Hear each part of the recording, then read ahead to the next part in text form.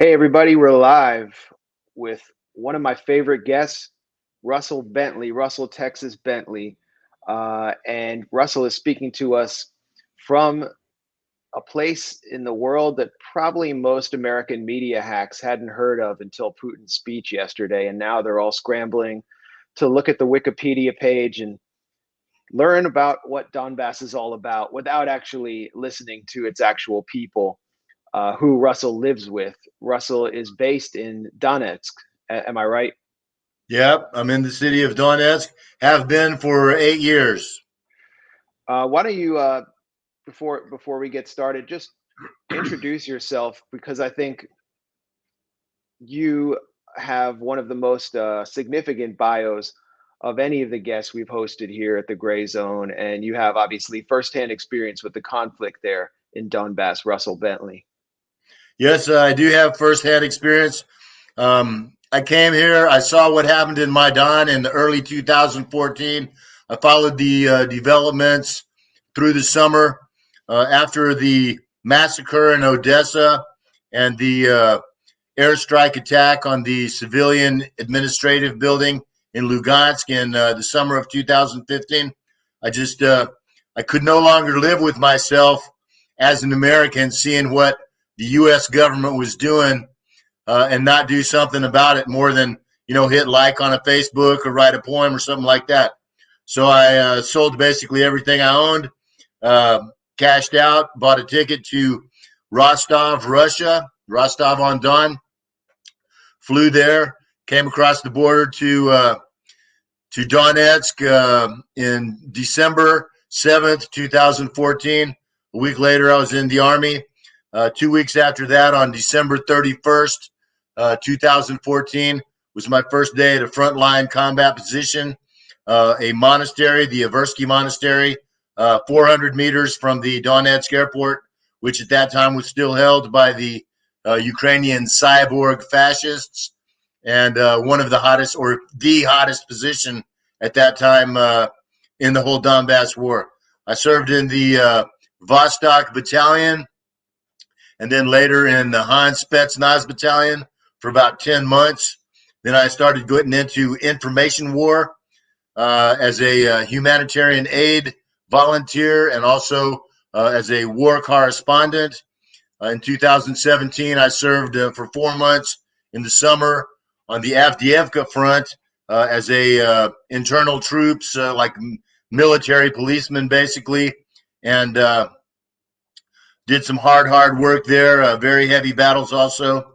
And since then, I'm now 61 years old. I got married, settled down. I still do human aid work, still do information warfare, which is just as important as military warfare, kinetic warfare, and sometimes just as tough, if not quite as dangerous. And I live with my wife on the very front lines. We're about 5 miles from the front combat lines. Our house, we have a small house with a big garden, a couple of kitties, and we do the best we can. I love Donetsk. I'm a citizen of the DPR. I'm a citizen of Russia now, and I plan on spending the rest of my life here. There's no place in the world I'd rather be. Okay, well, I'm still hoping to have a beer with you out there in your garden, Russell, but I haven't been able to get over there yet. And so right now, what we understand about the conflict here in the West is very different from what you've experienced on the front lines there, where you've actually seen the shelling and the violence that has been exacted on the people of Donbass by a Ukrainian military that was and a Ukraine that was described on MSNBC yesterday as a peaceful and sovereign country. Now, yesterday, in one of the more dramatic and momentous addresses of the past several years, maybe since this century, bro, of this century, Russian President Vladimir Putin recognized the People's Republics of Lugansk and Donetsk as Russian territory and is sending Russian peacekeepers. And well, not necessarily. They're not like annexing it into Russia, but they're or as recognizing them as independent as republics. independent republics. Is And the world-changing events. it is a world-changing event. What Putin is essentially saying is that the Minsk Accords were never serious.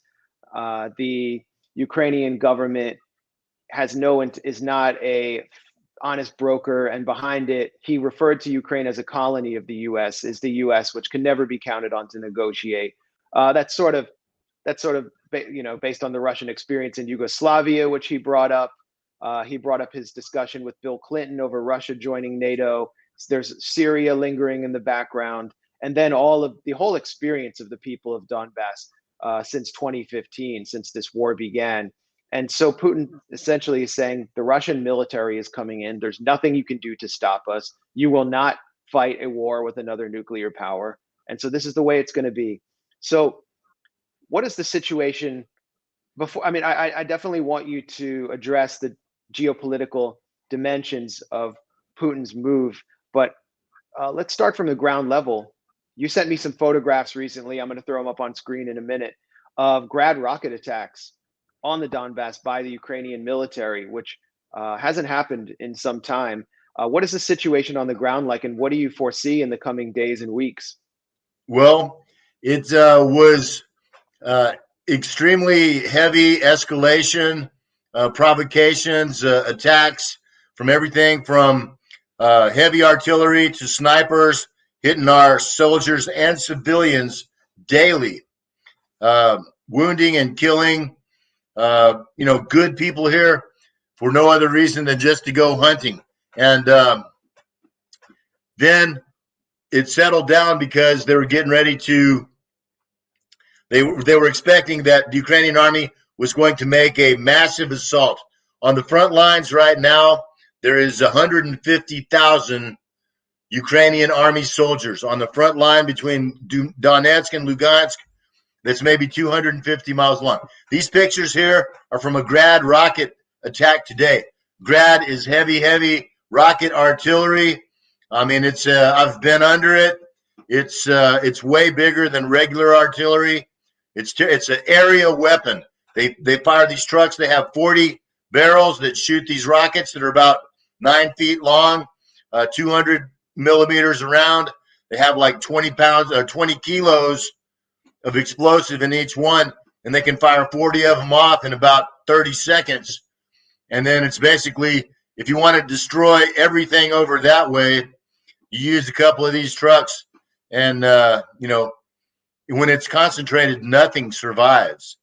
And so these are heavy artillery that was used today. This is an absolute slap in the face provocation to Russia and to Vladimir Putin himself, who yesterday said, we're sending in the peacekeepers, no more shooting. We're not going to tolerate it. And their reply was this Grad attack. There's been, I think, 44 shooting incidences today alone by the Ukrainian army against just the DPR.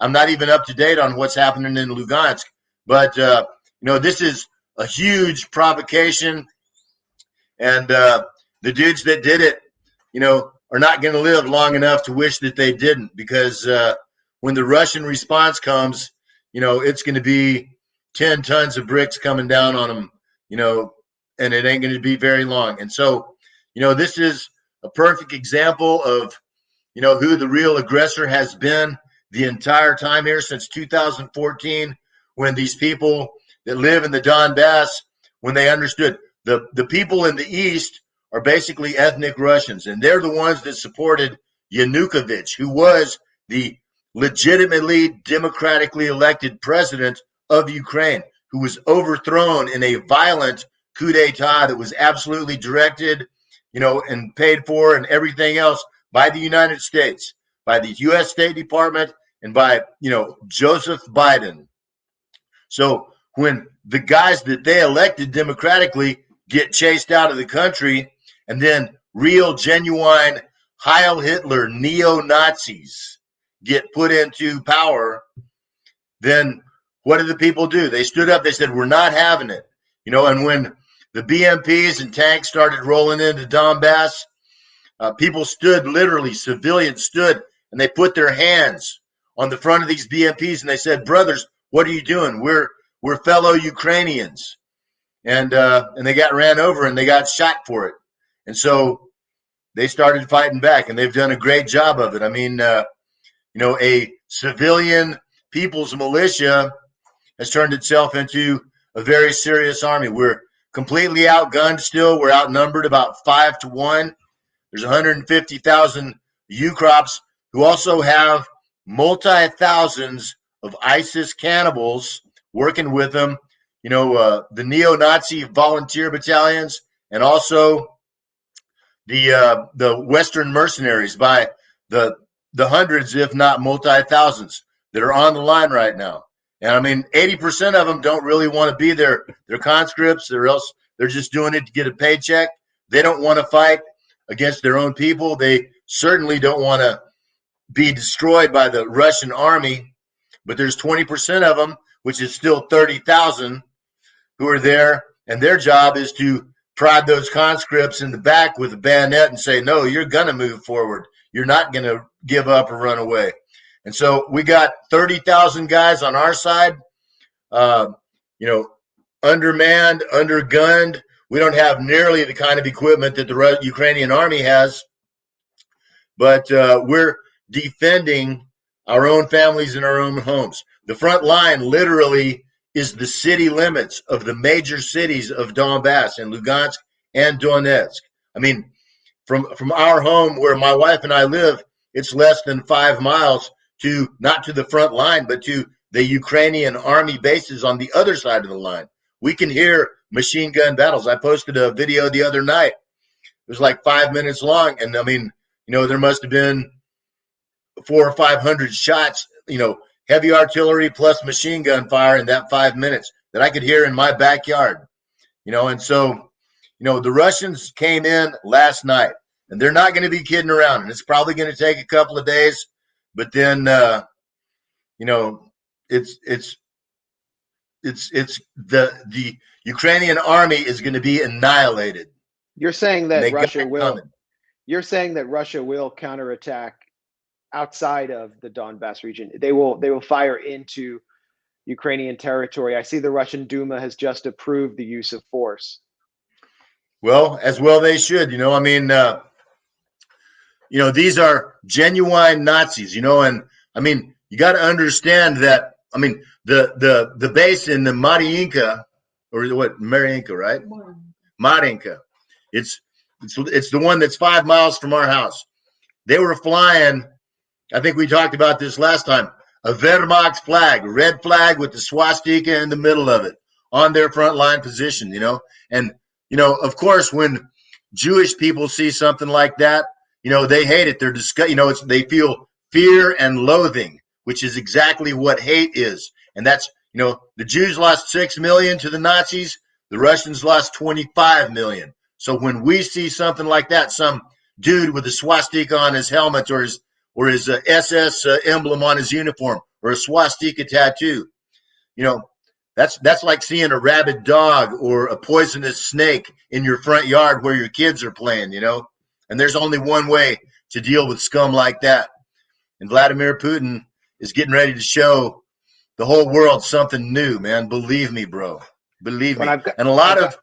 Sorry, Russell. I got video of that you, just in case anyone doubts what you're saying. This is video of from April 2021 of Ukrainian armed forces flying the flag of the Third Reich, and a swastika flag, and this a swastika in the middle of a flag. And this video was shot by the fighters positioned on the Donbass side.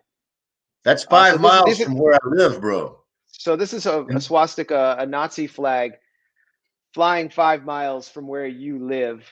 Let me just get it on screen for a full effect. And this position that we're looking at here, which is a military position, you can see an armored personnel carrier right behind that flag. The Ukrainian military is all around it. That position had been visited moments before by the Jewish Ukrainian president, Vladimir Zelensky. So this was also a message to Zelensky from what I would consider the real power or one of the real powers, along with the oligarchy and Mm-hmm. NATO in Ukraine. Zelensky's a lapdog. He's a complete puppet. There's nothing. I mean, people don't even pretend to listen to him. He's got a bad coke habit. You know, he would probably do well to party with Hunter Biden, but other than that, he has exactly zero say in anything, any decisions that are made by the people that run Ukraine, which is mostly it's the U.S. CIA, you know, the deep state, and local oligarchs and traders and neo-Nazis. The Nazis have the military power, the oligarchs have the financial power, and the U.S. has the also economic and political power to call the shots there, and that's who does it. Zelensky's, you know, he's like what Ronald Reagan was, you know, just a puppet, you know, to distract idiots. Yeah, It's and he was a sort of a TV character who played a president on TV, and so exactly he got to embody the position. I don't know if he does cocaine or not. I hope I don't hear from his lawyers, but I mean, I would just say he probably is more fun to party with than Hunter Biden. Hunter seems like to have there's something really dark about him. All those, you know, leaked videos. No, I don't want to like party father, with that like son. Well, yeah, there's a troubling legacy there. I think there is a common bond. There is a common thread between Biden and Zelensky, and that Biden, although he was really the imperial kind of ruler of Ukraine during 2015, 2016, I don't know if he's there anymore. And there are some serious neoconservative hawks in his administration, like Victoria Nuland, who are really running point. Which is troubling here.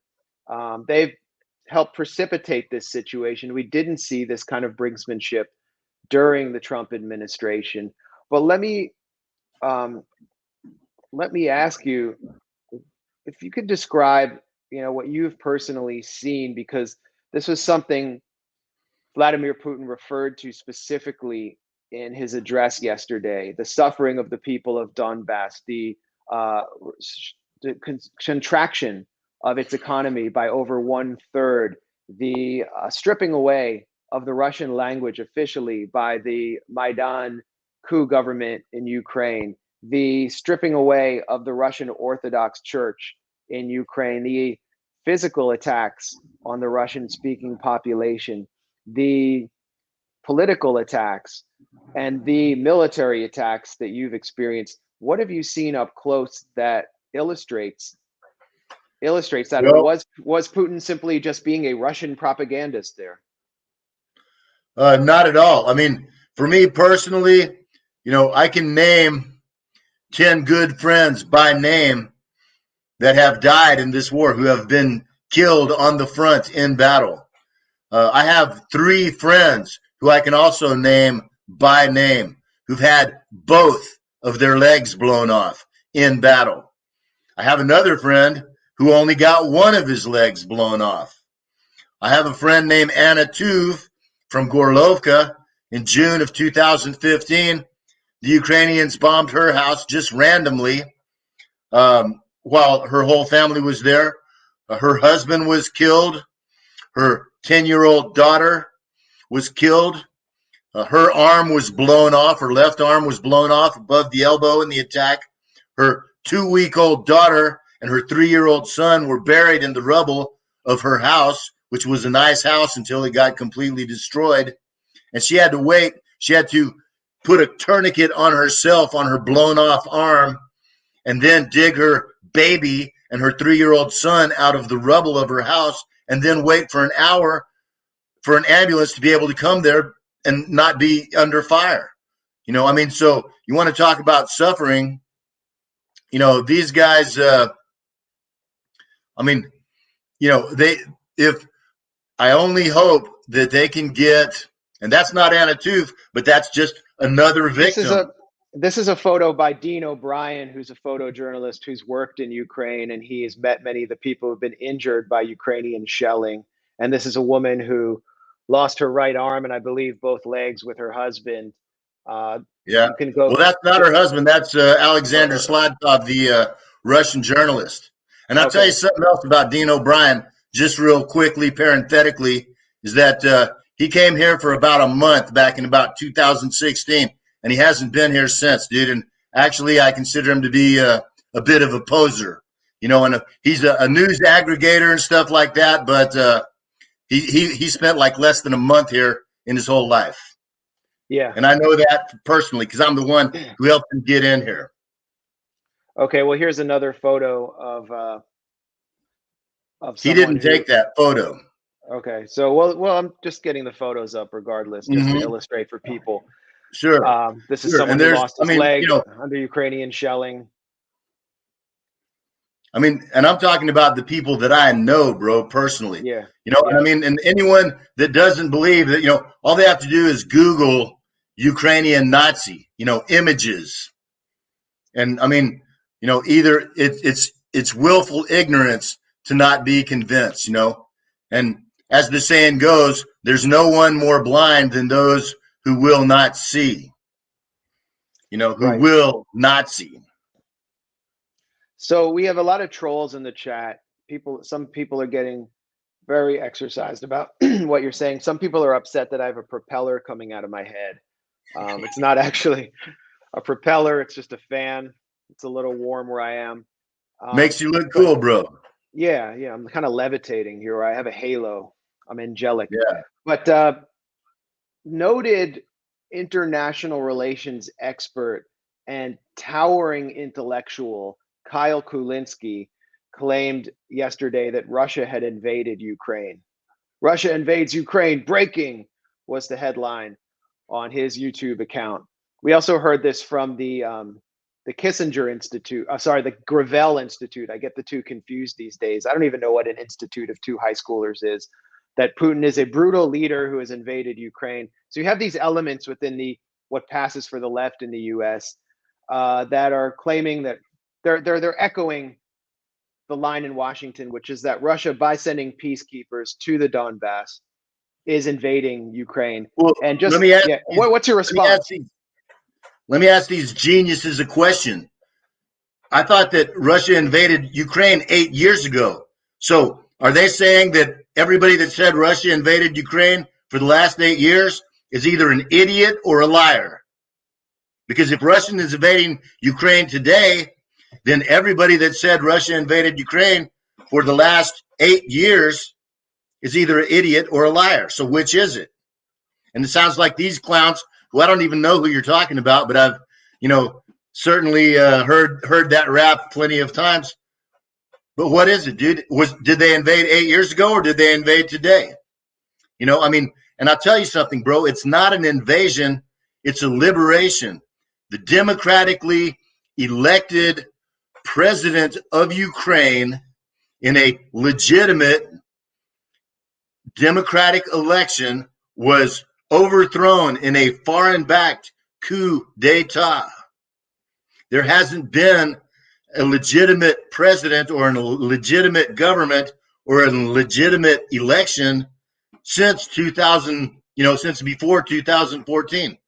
So it's not an invasion, it's a liberation. Russia has the right to protect its own security from, yeah, there we go. That was last night. These are all the people under Russian occupation suffering from the brutal invasion.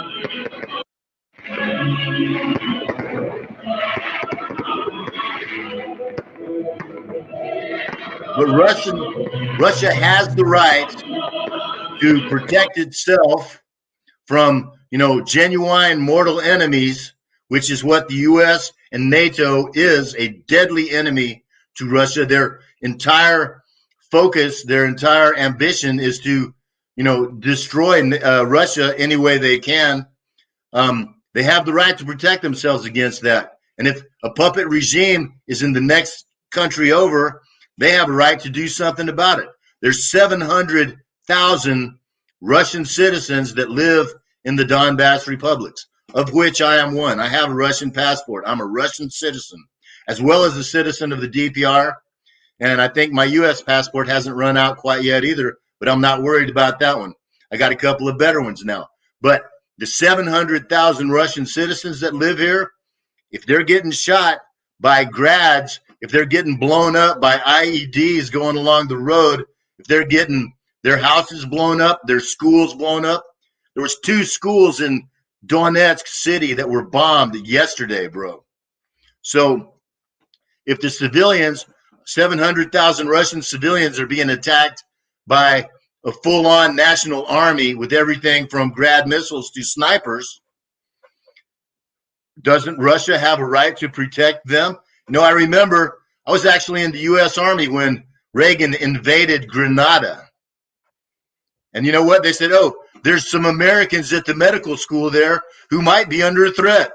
We have to go in and save it. So they invaded a little bitty but sovereign country and overthrew the government, killed some Cuban engineers and workers that were there, and then declared victory, you know? So if the U.S. can protect its citizens, I mean, and then you think about all these other invasions where they weren't even protecting their own citizens. They say, oh, it's R2P. We're going to go in and protect, Gaddafi's people from Gaddafi himself. You know, I mean, so, the stupidity, the hypocrisy, the downright evilness of anyone who says that, oh, this is the invasion, it's a liberation, bro. I can guarantee that, I mean, the people in Donbass live better than the people in Ukraine right now. And not just a little bit better, a lot better, So I can tell you that, it's going to be an improvement for the lives of everybody in Ukraine that's not a Nazi. And it's going to even be an improvement of the lives of the people that are Nazis, because we're going to put their ass out of their misery. There were thousands of children evacuated in the past days. Is that correct? In the Donbass region? I think how many? About 70,000. I mean, it's multiple tens of thousands. Children, elderly, women, invalids. They've been evacuated on free buses to free accommodations in the Rostov Oblast in Russia.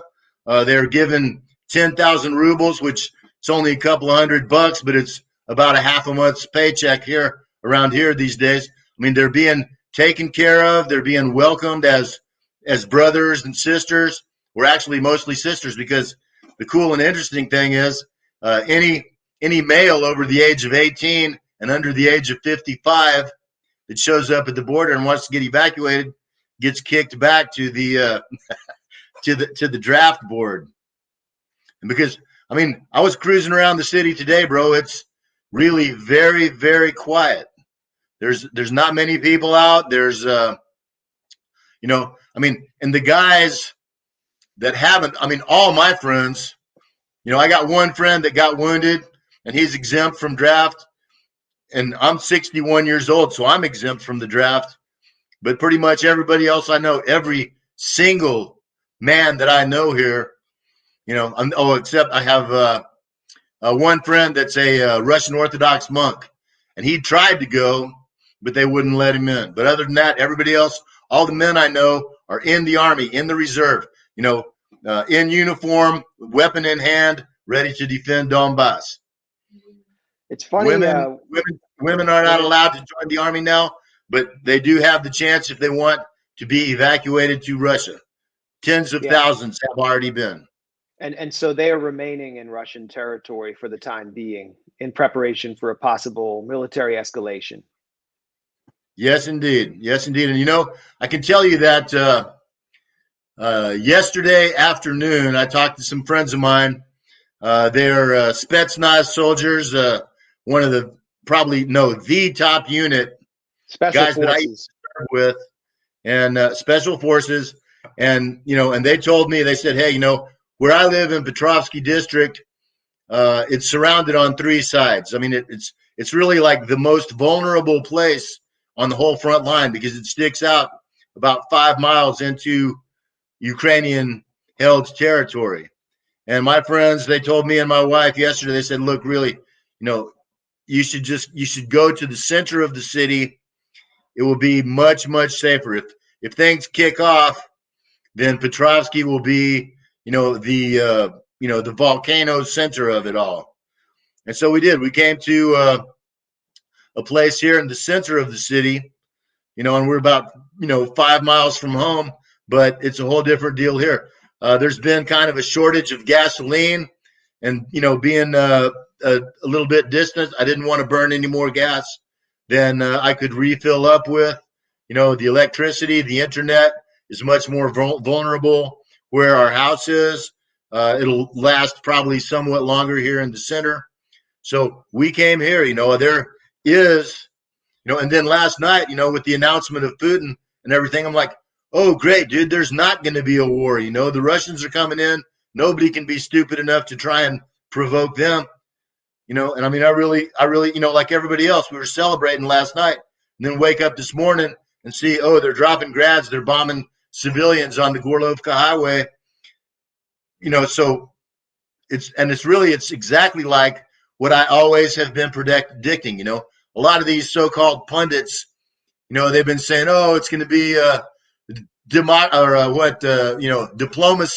and Putin's going to find a way to make it peaceful and all this. And the United States is thinking about perhaps having a discussion about something in the future.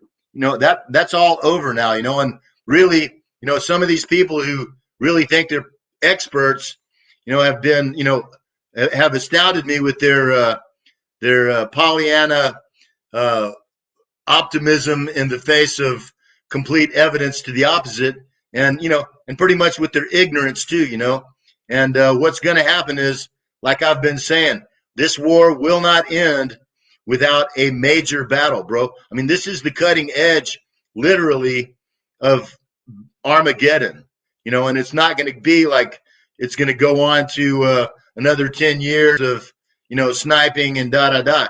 It's getting ready to be hammer time. We're speaking with Russell Bentley, Russell Texas Bentley. He is from Texas, but he is in Donbass now, 5 kilometers from the front lines, in case you're just tuning in. And he is a former soldier in the Novorussian Army and a citizen of the Republic of Donetsk, and now and soon to be, or now, a Russian citizen. I'm now a Russian citizen. Now I have a Russian citizen. Passport. Okay.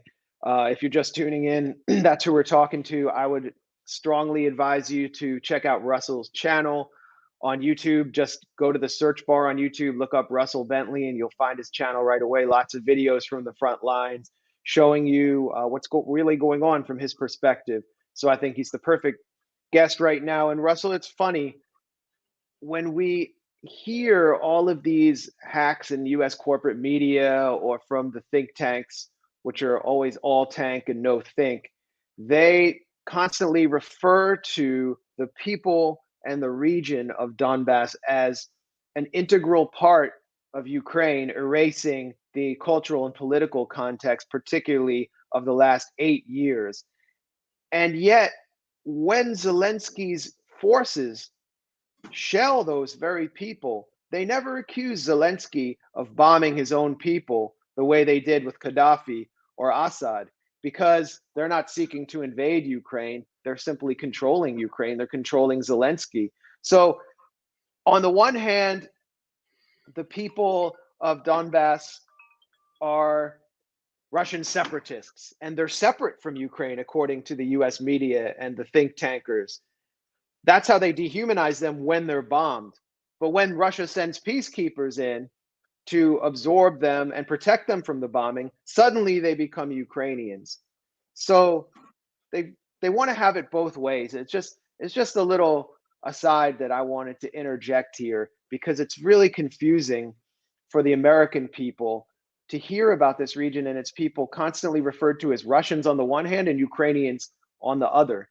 Who do your neighbors and friends and the people you know there, where do they want to be in the future? Which country do they want to be a part of? Well, the first thing I'll say is, like you showed before, the Lenin Square last night after the announcement of recognition, and there were hundreds of Russian flags, and I can guarantee you, bro, there was not any Ukrainian flag, anywhere within miles. I mean, I don't think I've ever seen a Ukrainian flag in 8 years here in Donbass, because, I mean, you understand these people, my wife, she speaks Ukrainian. She sings Ukrainian folk songs on her birthday. Her dad is a proud Ukrainian. The Ukrainians are great people in general, but there was a batch of them back in the Second World War that were, rabid Nazi collaborators and some of the most brutal war criminals. I mean, that made the German Nazis sick with what they did, and that's mostly the ones from Lvov, by the Polish border. And those guys did a lot of truly evil stuff. Right. And Lvov was the site of one of the worst pogroms of World War II. Bobby Yar also could not have been done without the assistance of the Banderisti collaborators. There's a mine here in Donetsk, bro, the 4-4 mine, where the city of Donetsk was under German occupation for 700 days exactly. And in that 700 days, more than 75,000 people were thrown down this mine shaft. It was 360 meters deep at the beginning, with the beginning of the occupation, 10 by 15 meters wide. And at the end of the war, at the end of the occupation, it was 60 meters deep. It was filled with human bodies, 300 meters. That's over, they say for sure 75, maybe 100,000. That's here in this town right here. There was Bobby Yar, there was, the 4-4 mine, there was Lvov, these places, and these are our enemies. And, no decent person considers them a Ukrainian or even a human being, people that can do stuff like that, I mean, well, and we've also seen, and Putin referred to this, the removal of statues, of Soviet statues, the removal of Lenin statues, but also the naming of streets, naming them after commanders of the OUNB and the UAP, these partisan forces that allied with the Nazi Germany occupiers of Ukraine. It's been particularly Stepan Bandera, who is sort of the nationalist hero of the forces that are essentially on the border of Donbass right now.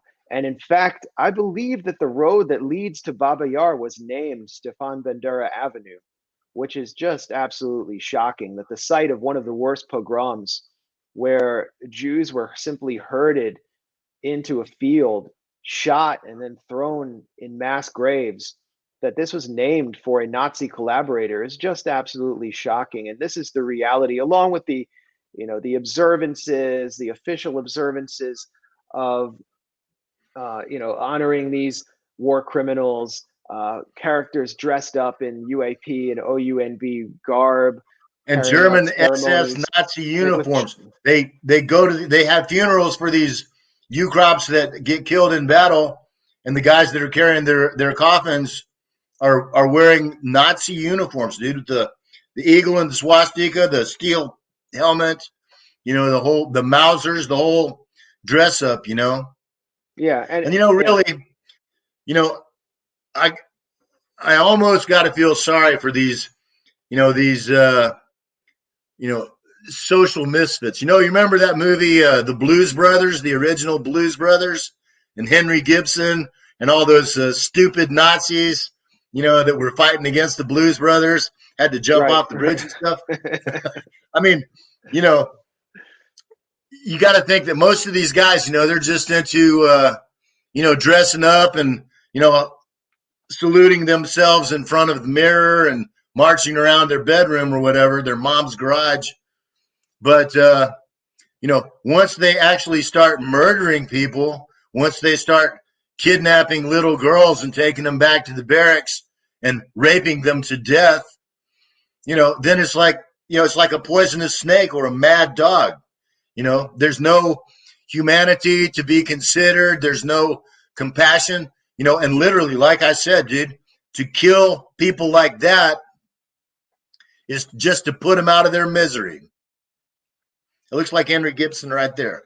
This is a definite social misfit. He could have been in the Blues Brothers, and is actually honoring the I believe the Galician SS. This is a march in Kiev on April 28th, honoring the SS Galician Brigade. So this is the kind of, I mean, I could just show endless footage. I think everyone watching this has seen the footage from Ukraine, from Kiev in particular, just open displays of Nazism. We've covered it at the Grayzone, the arming of the Azov Battalion, which is openly Nazi, whose fighters wear SS badges. Uh, the training of this battalion by Canadian military officers. I mean, essentially, U.S. Special Forces, British SAS, and those yeah, the and Azov Ukraine, Battalion is very, very, very dangerous soldiers. They're you know what? They're like the European version of ISIS.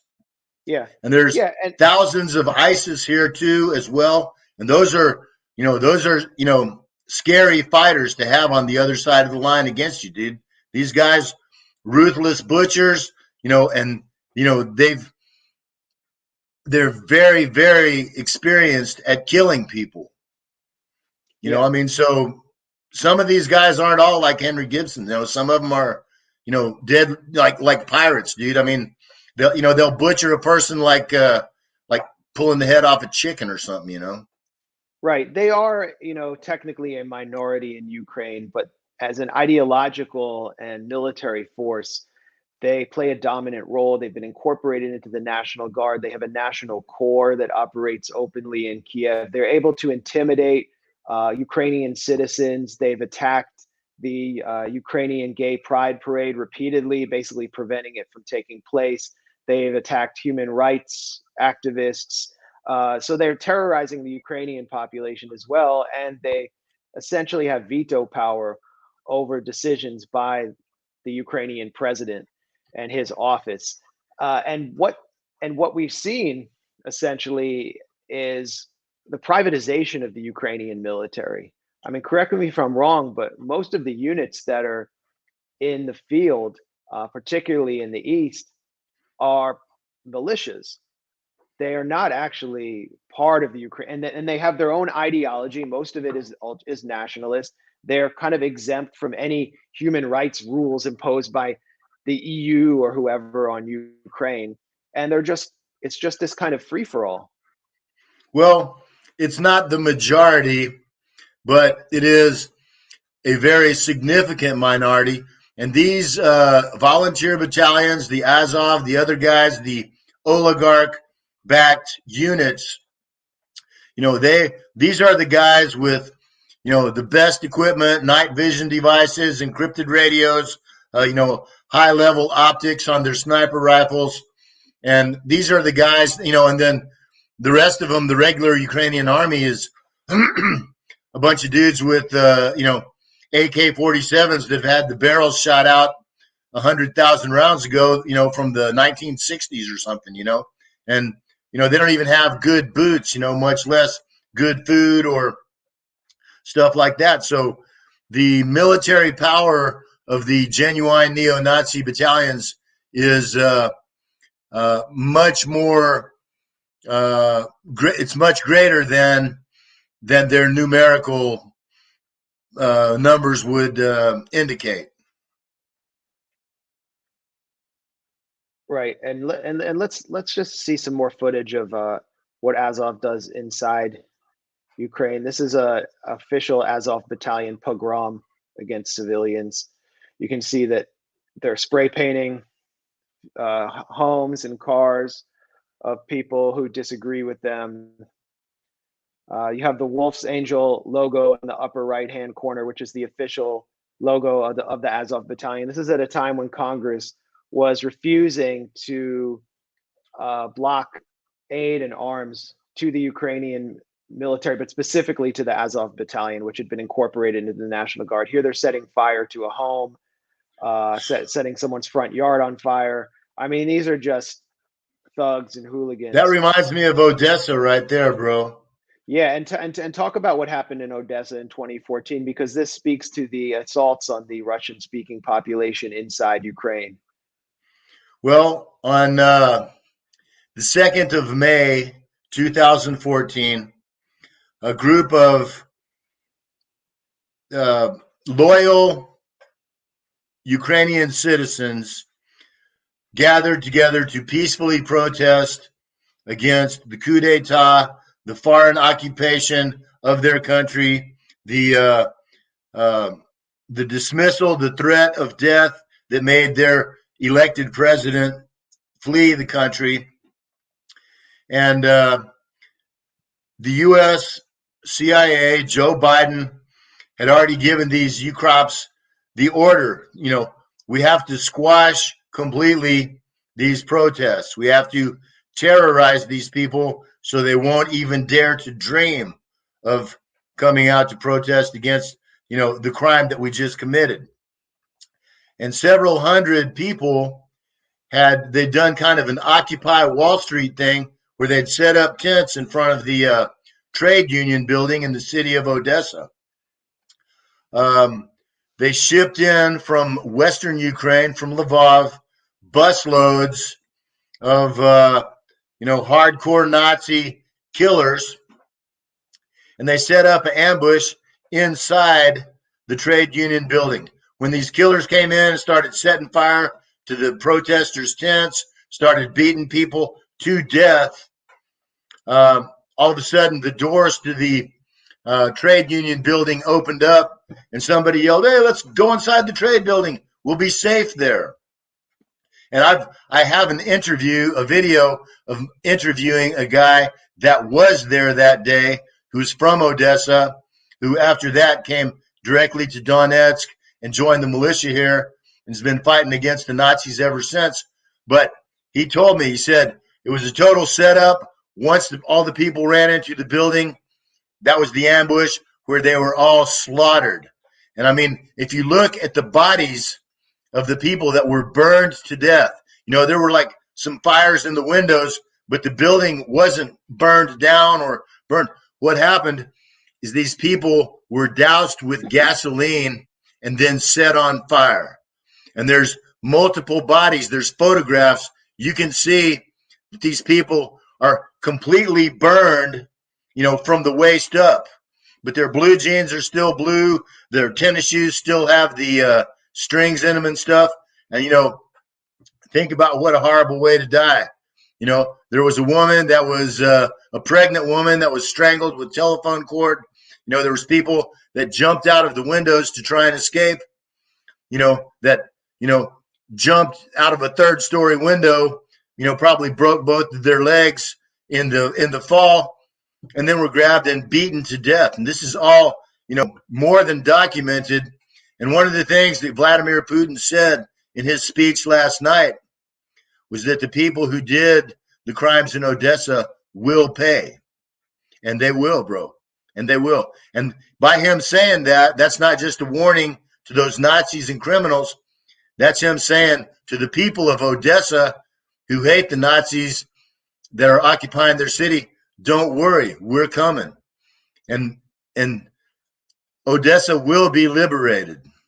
It will be liberated. Are you predicting that that Russian forces will advance beyond Donbass when you say Odessa will be liberated? As of today, Vladimir Putin officially and specifically said, and this is extremely interesting, and this goes to absolutely prove that this war isn't over and there's going to be some hard and heavy fighting and a lot of Nazis dying. He said today, when we recognize the Lugansk and Donetsk People's Republics, we recognize the borders of their official documents. And the borders of our official documents are the oblast, like the Donbass or Donetsk and Lugansk states. And, right now, the area that we control in Lugansk and Donetsk Oblast is about half of those oblasts. And so the whole Ukrainian army, 150,000 Ukrainian soldiers, according to Russia's recognition, they're on our land right now. And Russia's getting ready to tell them to get out, and they're getting ready to kill anybody that doesn't. You know, and it's not going to be a brutal invasion. It's going to be a liberation and a denazification. And then from there, you understand that already, you know, the screaming and squealing about all the sanctions that are going to be thrown down, everything in the kitchen sink that are going to be sanctioned against Russia just for coming in, you know, not even to the front line yet here in the DPR territory. So what's the difference? I mean, if it's in for a penny, in for a pound, if they have to pay the same price to come 1 kilometer in, why not go to Kiev? The price is the same. Why not fulfill all their strategic goals? Russia cannot allow a mad dog enemy country on its border.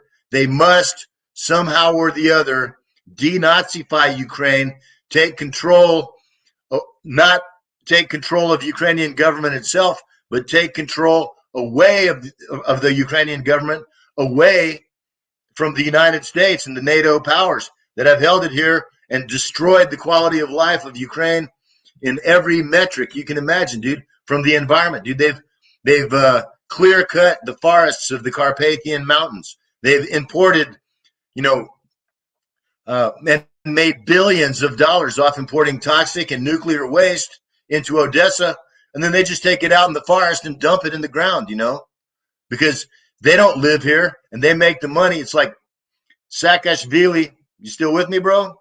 Ah, there we go. I'm here. Who was the fugitive president of Georgia that Poroshenko made into the governor of Odessa Oblast. Right. I mean, under him, the business was exporting little boys and little girls and importing toxic waste. I mean, it's highly documented. And of course, human organ trafficking. Yeah, and there have been reports about this even in mainstream media that covers Ukraine. I mean, this is not all necessarily rumor. Just like the reports we've seen about Syrian foreign fighters or foreign fighters from Chechnya coming in to fight on the Ukrainian side, which you mentioned earlier when you referred to ISIS forces.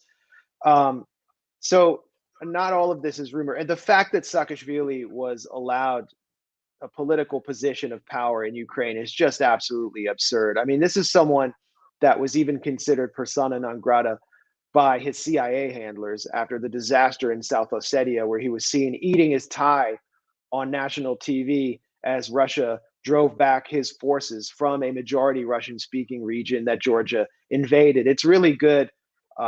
It's a really good context for understanding what's happening right now, where these Saakashvili went back to Georgia and he thought he was going to be like a Juan Guaido, and he's sitting in prison right now doing a 6-year bit for corruption.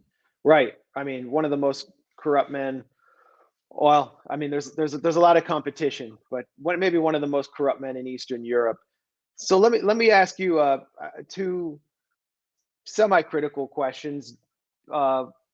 First, you know, was it a bad move for Putin with so much on the line to execute what he said should have taken place long ago by recognizing the independence of Donbass when he knew that Olaf Scholz and his administration in Germany, German prime minister, would suspend Nord Stream 2?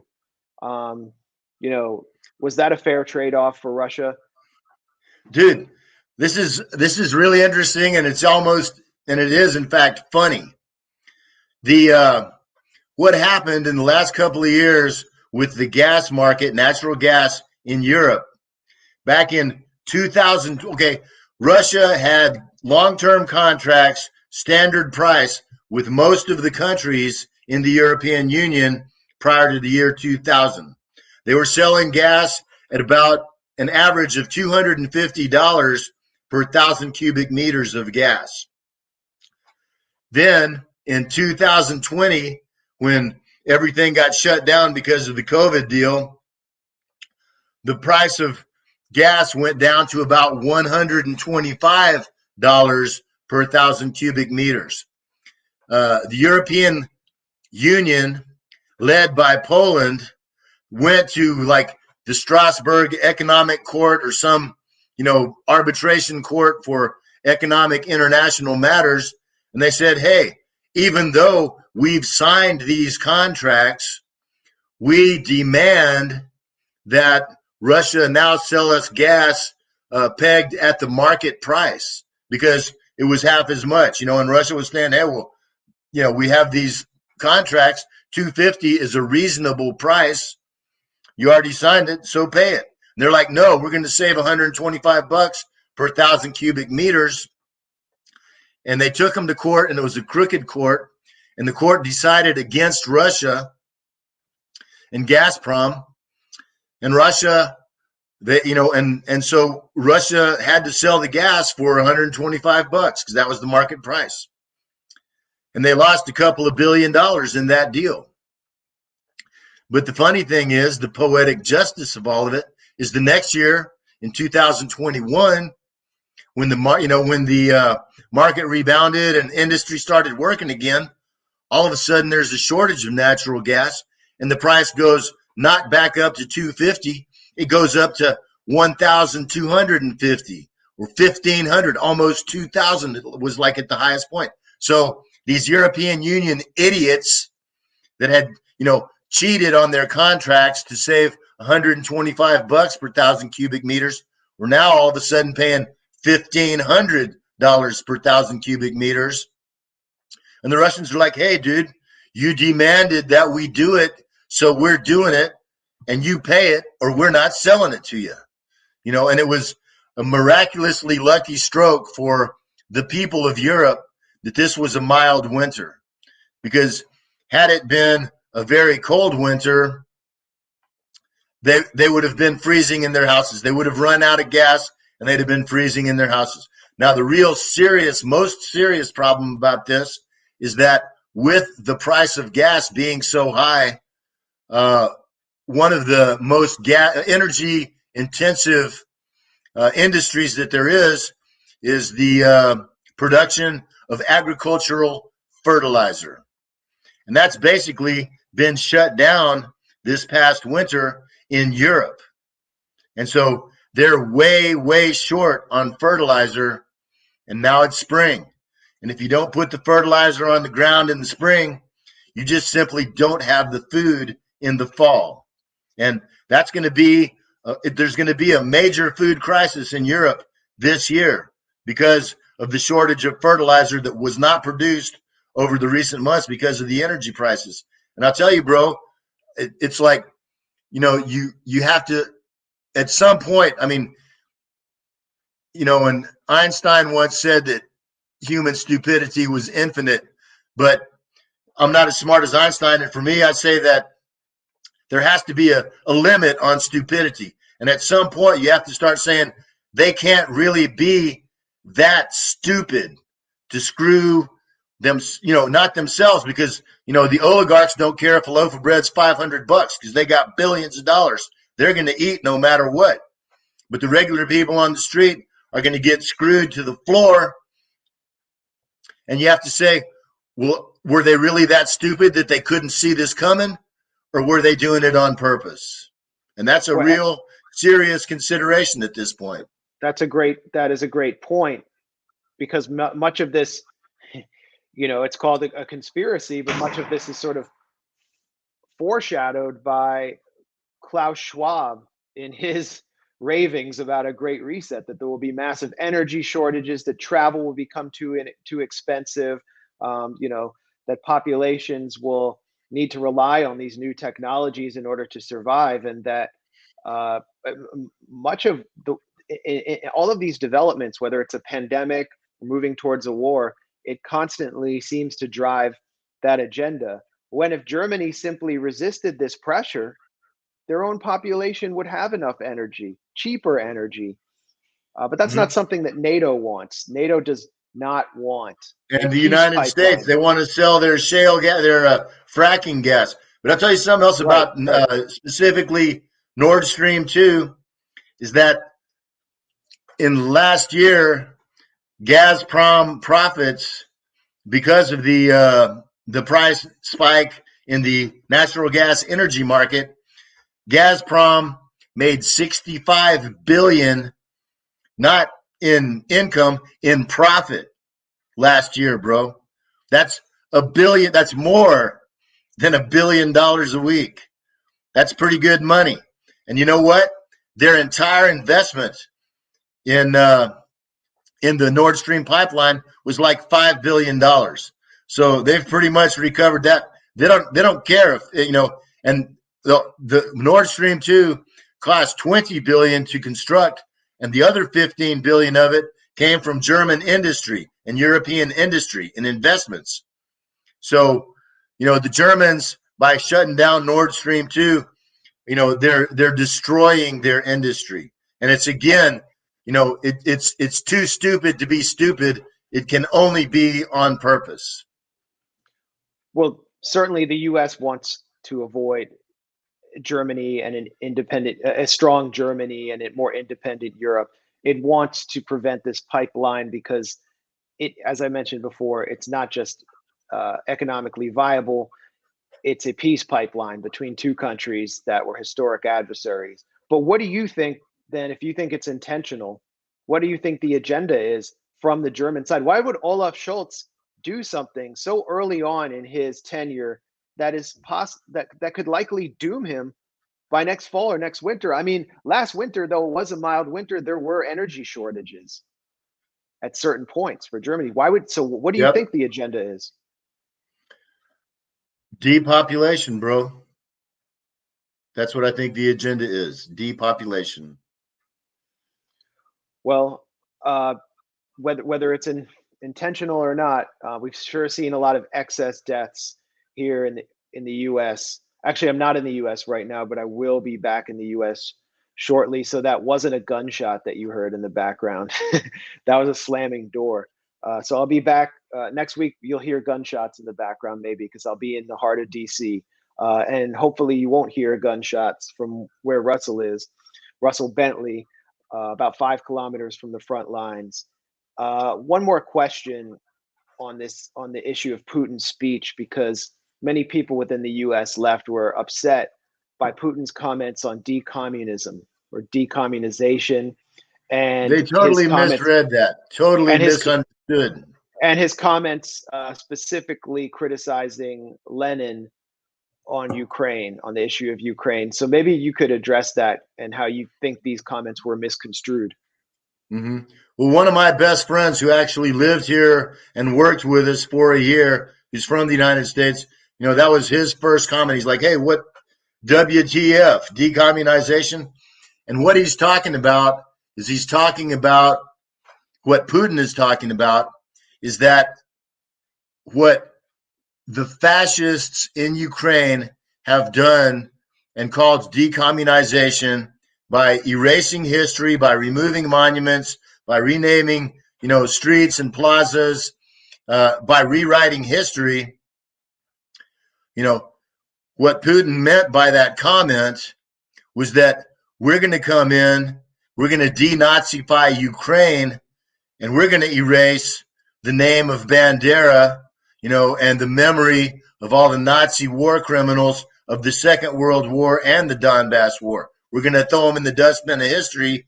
And, that's what he meant by decommunization. He meant that we're going to come back in and we're going to remove every street name, every monument to these Ukrainian Nazis. Right. So it's a little bit misconstrued. I mean, Putin is not a communist by any means. Is Putin an Unfortunately, my question is Putin an anti-communist in your view? no, of course not. He grew up in the Soviet Union. It was the Red Army that saved his family in Leningrad. He was in the KGB. He has said in the recent years, he said, I still have my Communist Party card. He understands and he admits the mistakes that were made by the Soviet Union. I mean, I'm a communist too. I served in the Essence of Time Sud Remini combat unit here. That's Sergei Kurganyan, who is a real communist, probably the best communist organization in Russia, and he too understands the mistakes that were made, in the Soviet Union. I mean, anyone that doesn't understand that mistakes were made isn't really qualified to have an opinion on the matter, because they're either blind by fanaticism or they're just historically ignorant. Right. Now let's shift. Let's shift to back across the Atlantic to a police state called Canada, where Justin Trudeau has imposed emergency law. And Justin Trudeau is sponsoring actually a convoy of the Azov battalion to the Donbass region. This is the Trudeau convoy contains actual Nazis, but Trudeau got up in the middle of Parliament and declared that anyone who supports the trucker convoy, the so-called Freedom Convoy protesting mandates, stands with people who wave swastikas and stand with people who wave the Confederate flag. So here's Justin Trudeau with Andre Perubi when he visited Ottawa. And here's Andre Perubi, the founder of two ultranationalist parties, one called the Patriot of Ukraine and one called the Social National Party. I don't know if that conveys any undertones to any students of history out there. In a brown shirt with a pistol on his waist and a little tie jacked up around his neck, delivering a speech in Kiev. This was around the time before the so-called Orange Revolution, when he was starting to organize the ultranationalist forces. So a whole lot of hypocrisy to go around. I just wanted to ask your thoughts, since you've been a critic of the US and Western left, and you are a communist. You're putting your money where your mouth is. Whatever people think about your views, they can't deny that. What do you think about the truckers' protest in Ottawa? What do people there have a reaction to Trudeau imposing emergency law? I would say that the majority of the people here don't really follow about Western politics, other than as it relates to them. I mean, we are in a war zone here. We have plenty of political considerations to keep our minds occupied here. As for me, myself, I do keep an eye on what's going on in the West. And I would say that, the truckers in Canada are one of the greatest examples of true grassroots, revolutionary, anti-tyrannical, anti-fascist, organizations, and effective organizations, of recent history. I can think of maybe the Yellow Vests in France. I remember 1999, I was in Seattle during the WTO, which was a great grassroots political movement that actually did shut down the WTO meeting.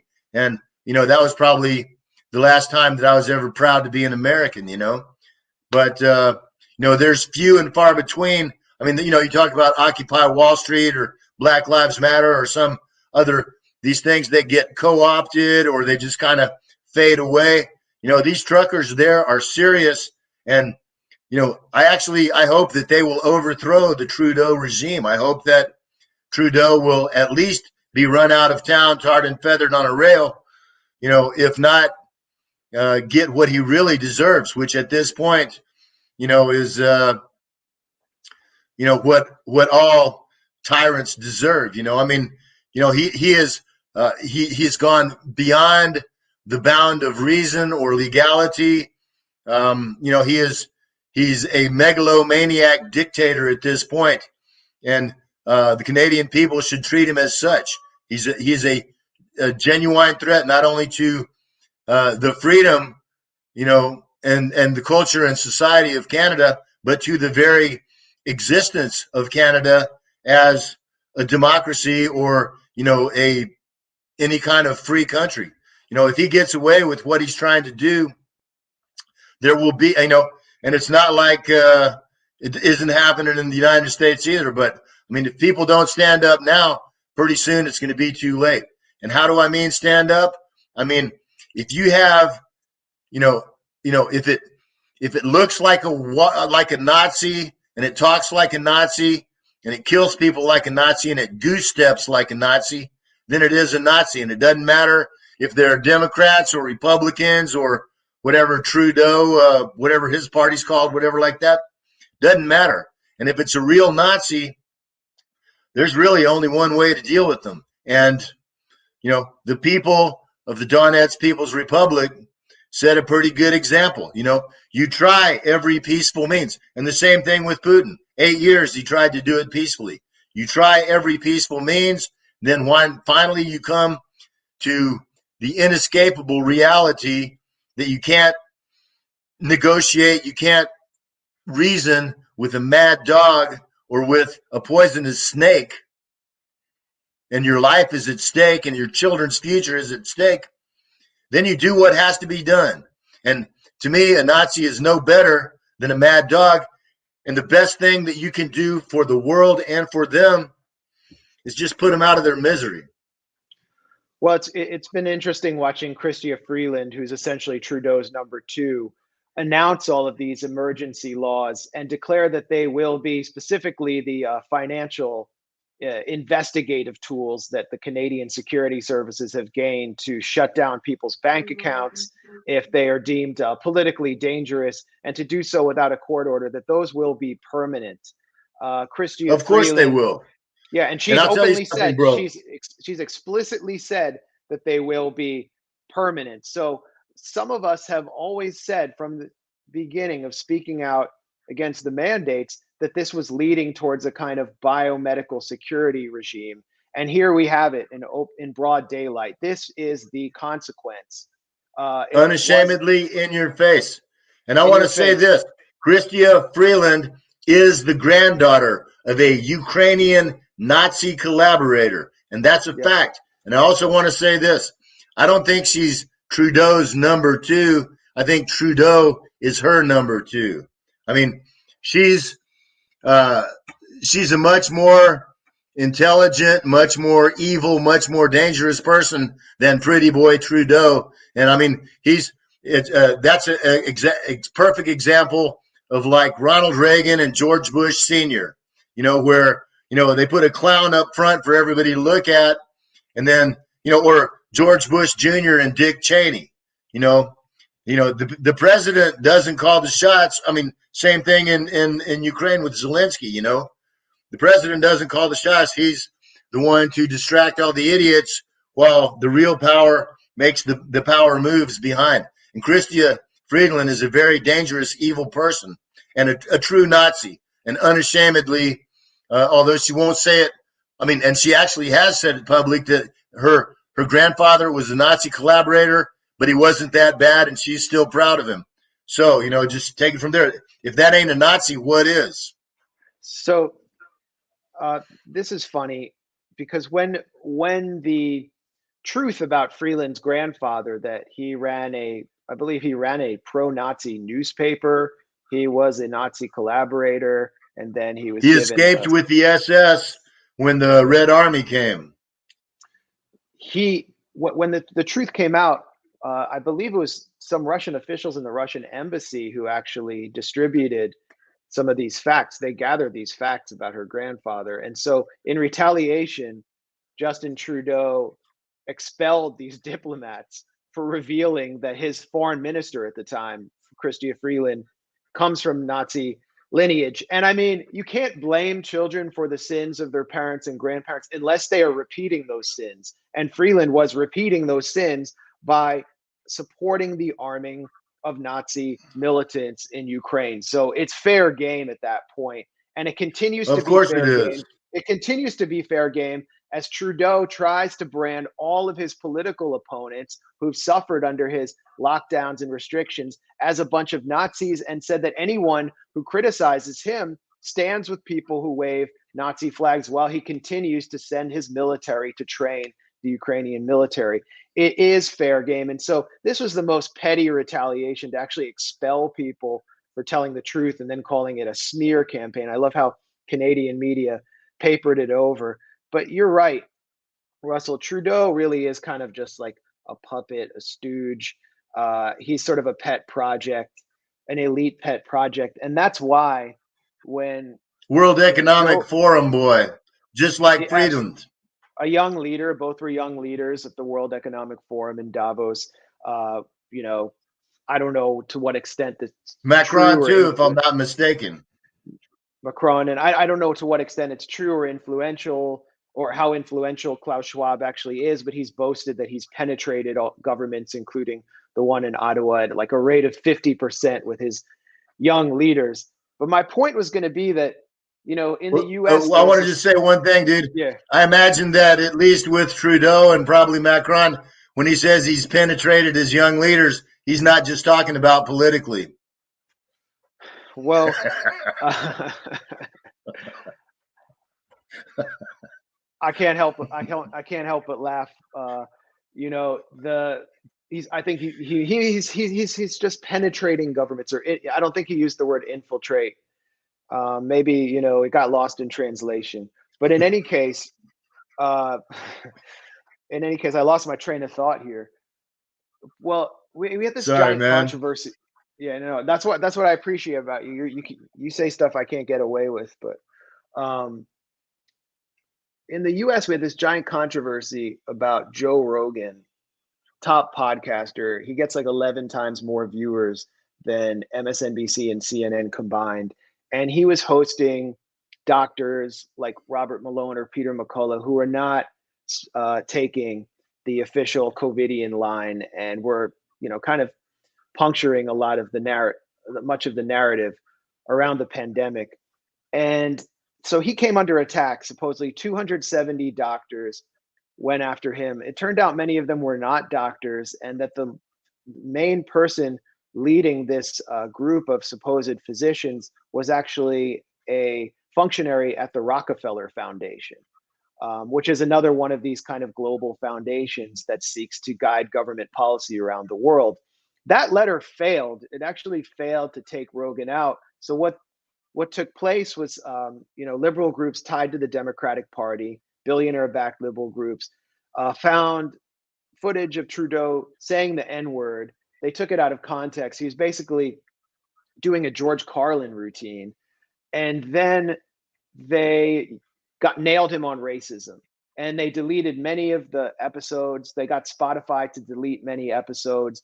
It all started with Neil Young, whose brain is like 83% bong water, claiming that Joe Rogan had to be taken out. But I knew it would all end up with racism, that it wouldn't be about the pandemic and all of the lies that have been told by Fauci and other officials, that it would end with racism. And what the point I'm making here is that Trudeau is someone who repeatedly went out in blackface, dressed up like uh, an an Arab or an Indian. I don't know what he was thinking. He was a grown man. Like, I never would have thought of doing that in my 20s. These aren't like youthful mistakes. And the photos are all out there. And the Canadian media has no interest in them at this point. Trudeau's racism would have been front and center if he ever defied the elite that made him who he is, the way Joe Rogan had done. And so Trudeau is being protected. He's obviously a project, but behind him is Freeland, as you mentioned. And Chrystia Freeland's an interesting figure because she comes out of journalism and was the managing editor at Reuters, which, as I revealed at the Grayzone through leaked documents from the British Foreign Office, Reuters is actually an intelligence cutout of the UK Foreign Office. I assume there's US intelligence files too, but they do projects in Russia and in Russian-speaking regions, trying to build up media to weaken the resolve of the Russian-speaking population. And Freeland Of comes from course. that milieu, as well as the Ukrainian nationalist milieu. She's much smarter than Trudeau, and I would assume that she is next. And what they've done is basically make protest a government. All protests in Canada now have to be government regulated and approved, and they've defined all protest that actually threatens them in their agenda a national security threat. So Freeland could actually be sort of the first neoliberal dictator of Canada. It's quite likely, man. I'll say this about Joe Rogan, is that he's one of the greatest American journalists working today, right up there with you, Max. Joe is a guy. I mean, you want to talk about a real man, someone who's not the least bit confused in his gender. I mean, this guy is a elite athlete. He's a damn funny comedian. He is, one of the most successful maybe the most successful alternative journalists. You compare him, like to Alex Jones or something. I mean, Rogan makes his money by saying hard-hitting, intelligent, true, investigative journalism discoveries. Jones, he's pretty much what you would say, a sensationalist. He's like, ooh, the boogeyman, whatever, like that. Just to give people thrills to listen to him, and then he sells a bunch of, snake oil or something. Literal snake oil. Yeah, so Rogan is like the real deal in pretty much everything he does. He's an excellent comedian. He is, he's one tough dude you wouldn't want to mess with in the MMA ring, and he is a Titanic journalist, so of course someone, and he's a guy who has his principles, and he's not going to sell them, and nobody's going to scare him into shutting up either. They're not going to buy him off. They're not going to scare him. And he doesn't really care what, he's going to say what he believes is the truth, kind of like what I do, and not care who likes it or not, And of course, that makes you some dangerous enemies, including from people that, are your so-called comrades too, but that just goes with the territory, you got to understand that a fake friend is a real enemy, and that you're going to get them if you.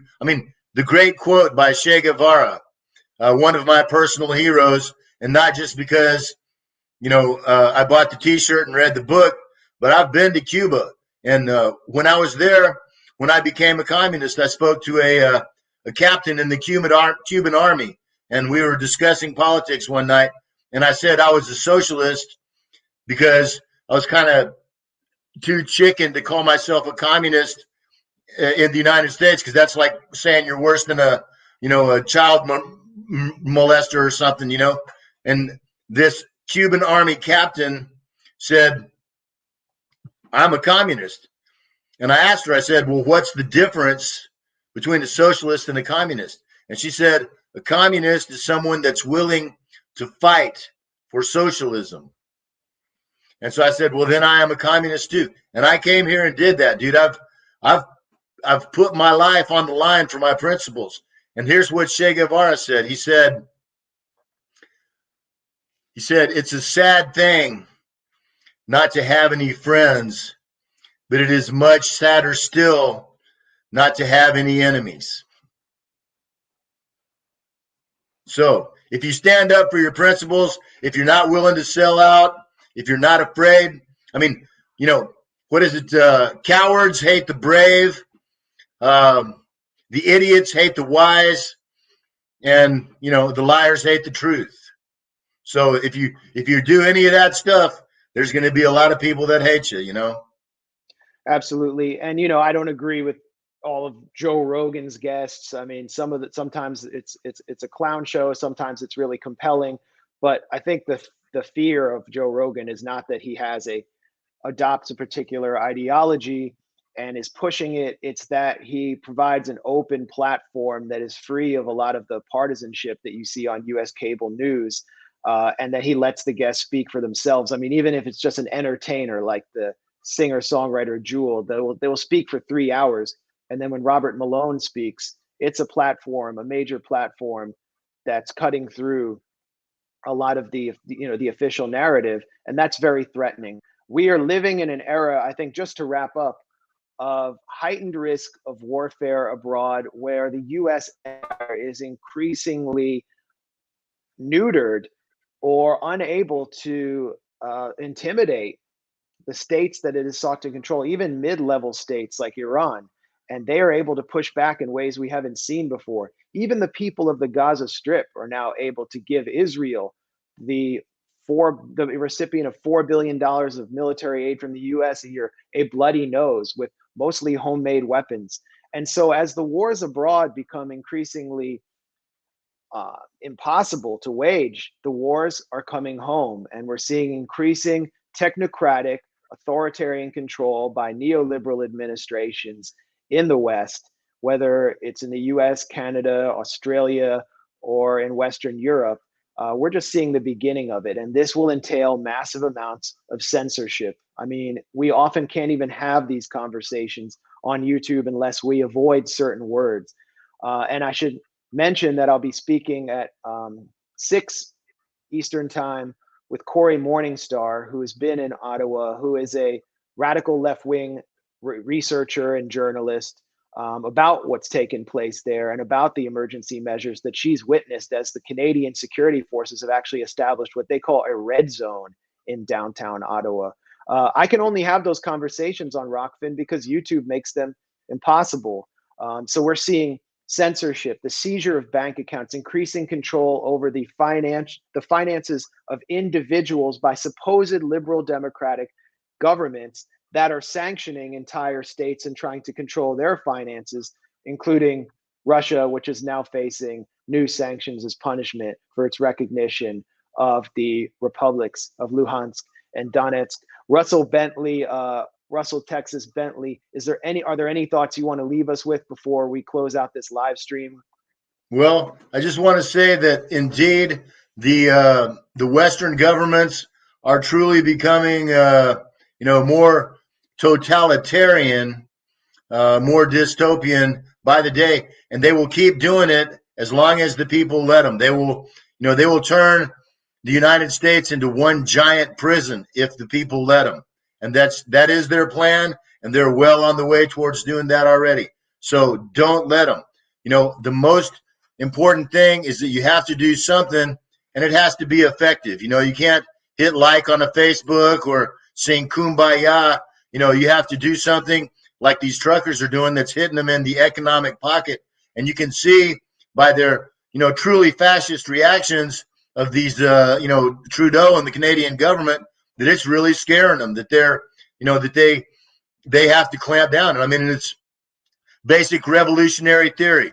The partisans, they have to attack the Nazis, even if the Nazis say, well, we'll kill 10 civilians for every one of our guys that you kill. You have to ramp up the confrontation to the point that everybody becomes involved, because it's only by solidarity and, complete cooperation together that we can overthrow. I mean, this is true fascism.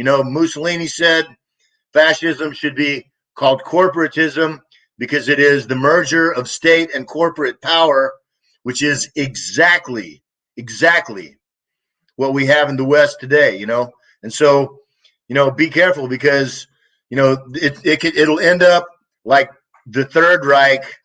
If the United States becomes the Fourth Reich, and they're messing with the wrong guys with Russia, and Vladimir Putin's not kidding around, and it could be what they call, the U.S. could be what they call in Russia, they call it the Mexico-Canadian Canal, and they put up these pictures of a map with just a big ocean in between Canada and Mexico. And the Russians can do it, and they will if they're threatened. So, everybody has to understand how serious this situation is. Bro, I appreciate you so much having me on again. I'm really proud to be working with you, and it's getting out the truth and then doing something about it. That's the key to it all. I mean, the example of the people of the Donetsk People's Republic is a good example for the world, And so I just want to say, good luck to all good people. May God protect the innocent, and may the rest of us get everything we deserve. Thank you so much, Russell Bentley, Russell Texas Bentley.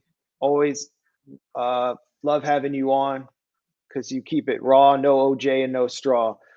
One of the realest guests we can have, straight from Donetsk. Thanks for everyone in the chat, except for the Donbasses who are trying to troll. And everybody, check out my live stream tonight at 6 Eastern time with Corey Morningstar over at Rockfin. Just look for my channel by searching my name. And remember to get vaccinated against Havana syndrome. Peace.